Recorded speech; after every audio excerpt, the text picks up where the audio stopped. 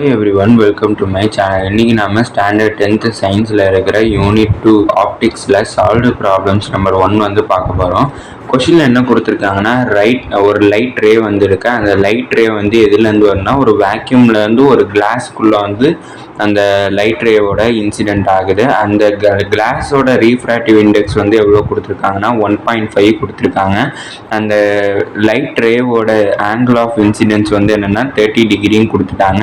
அதோட angle of refraction வந்து என்னங்கிறத கண்டுபிடிக்க சொல்லியிருக்காங்க. இப்போ இதை கொஞ்சம் டயக்ராமேட்டிக்கலாக பார்ப்போம். இப்போ வந்து இங்கே இதான் வந்து ஒரு கிளாஸ் சர்ஃபேஸ் நெட் எடுத்துப்போம். இது வந்து ஒரு ஏர் ஃபில்டு வேக்யூம் நெட்டு வச்சுப்போம். அந்த வேக்யூமில் வந்து ஒரு லைட் ரே வந்து இன்சிடென்ட் ஆகுது. அந்த இன்சிடென்ட் ஆகிற ஆங்கிள் வந்து ஐ. அந்த ஆங்கிள் வந்து எவ்வளோ கொடுத்துருக்காங்கன்னா 30 டிகிரின்னுட்டு எனக்கு கொடுத்துட்டாங்க. அடுத்து எனக்கு ரீஃப்ராக்ட் ஆகிற ஆங்கிள் வந்து என்னங்கிறத கண்டுபிடிக்க சொல்லியிருக்காங்க. இப்போ எனக்கு ஃபார்முலா தெரியும். எந்த ஃபார்முலானா எனக்கு ஆங்கிள் ஆஃப் ரீஃப்ராக்ஷனில் செகண்ட் லா வந்து அதை ஸ்னெல்ஸ் லான்னுட்டு சொல்லுவாங்க. அதனால் நான் அக்கார்டிங் டு ஸ்னெல்ஸ் லான்னுட்டு எழுதிக்கிறேன். ஸ்னெல்ஸ் லாவோட ஃபார்முலா என்னென்னா sin I divided by sin R equal to μ1 divided by μ2 divided by μ1ங்கிறது தான் எனக்கு ஃபார்முலா. இப்போ நான் அதை கிராஸ் மல்டிப்ளை பண்ணுறேன். கிராஸ் மல்டிப்ளை பண்ணனா μ1 into sin I equal to μ2 into sin R எனக்கு கிடச்சிருக்கு.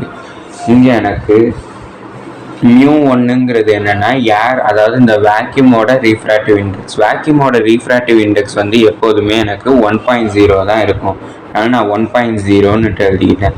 அடுத்து μ2ங்கிறது எனக்கு இங்கே கிளாஸோட ரீஃப்ராக்டிவ் இண்டெக்ஸ். கிளாஸோட ரீஃப்ராக்டிவ் இண்டெக்ஸ் எனக்கு எவ்வளோ கொடுத்துருக்காங்கன்னா 1.5 கொடுத்துருக்காங்க. அதனால் நான் 1.5ன்னுட்டு எழுதிக்கிட்டேன். அடுத்தது ஐங்கிறது இங்கே எனக்கு ஆங்கிள் ஆஃப் இன்சிடென்ஸ். அதனால் ஐயோட வேல்யூ வந்து எனக்கு 30 டிகிரி. ஆரோட வேல்யூ தான் என்னங்கிறத நான் கண்டுபிடிக்கணும். அப்படின்னா நான் 1.0ன்னுட்டு μ1க்கு பதிலாக போட்டுட்டேன். அடுத்து சைன் ஆஃப் ஐயோட வேல்யூ வந்து எனக்கு என்னென்னா 30 டிகிரி ஈக்குவல் டு μ2 வந்து என்னென்னா 1.5 இன்ட்டு சைன் ஆருங்கிறத நான் அப்படியே எழுதிக்கிட்டேன். இப்போ எனக்கு சைன் இதை 1.0வை 1ன்னு எழுதிக்கிறேன். அடுத்து எனக்கு சைன் 30யோட வேல்யூ தெரியும் 1/2, அதை எழுதிட்டேன். ஈக்குவல் டு 1.5 சைன் ஆர்னுட்டு எழுதிட்டேன். எனக்கு என்ன வேணும்னா சைன் ஆர் தான் வேணும். அதனால் sine r is equal to இந்த 1.5 இங்கே மல்டிப்ளிகேஷனில் இருக்குது. அதை இங்கிட்ட ட்ரான்ஸ்ஃபர் பண்ணனா டினாமினேட்டருக்கு போயிடும். அப்படின்னா 1 டிவைடட் பை 2 இன்ட்டு 1.5 எனக்கு அப்படின்னா sine r is equal to 1 divided by 2 into 1.5 வந்து எனக்கு 3ன்னுட்டு கிடச்சிடும். அப்படின்னா ஆர் எனக்கு வந்து ஆங்கிள் ஆஃப் ரீஃப்ராக்ஷன் தான் வேணும். ஆனால் ஆரை வச்சுக்கிட்டு சைன் இன்வர்ஸ் ஆஃப், அதாவது இந்த சைன் இங்கே ட்ரான்ஸ்ஃபர் ஆகிறப்ப எனக்கு சைன் இன்வர்ஸாக மாறுது. அப்படின்னா சைன் இன்வர்ஸ் ஆஃப் 1/3 கிடைக்கும். 1/3 நான் டிவைட் பண்ணேன்னா சைன் இன்வர்ஸ் ஆஃப் 0.333ன்னுட்டு எனக்கு போயிட்டே இருக்கும். அதனால் நான் இங்கே 333 ஸ்டார்ட் பண்ணிட்டேன். அப்படின்னா R is equal to sine inverse of 0.333ன்னுட்டு நான் எழுதியிருக்கேன்.